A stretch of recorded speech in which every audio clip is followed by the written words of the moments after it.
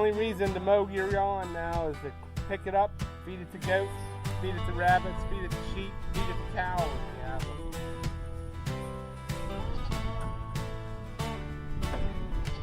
I know. You guys already ate the first thing. Well, didn't you?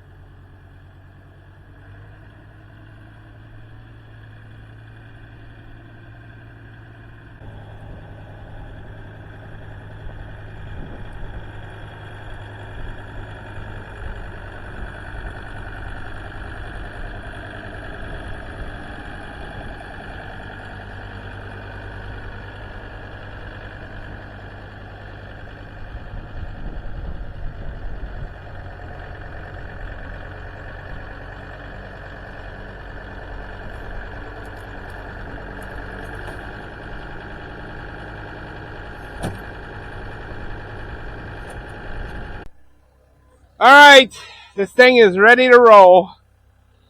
I put cross members down here because I'm afraid to try to tip over. So, I just don't want a goat, this thing being on a hill, a goat pushing on one side, goats on the other, to fall over, it'd either kill them or hurt them bad enough you have to put them down. So then I put this 8-inch board so they can't get up in there, one on each end. And I've already got, can't probably see it, but I already took the feeder out of the big goat pen, put it in the little goat pen.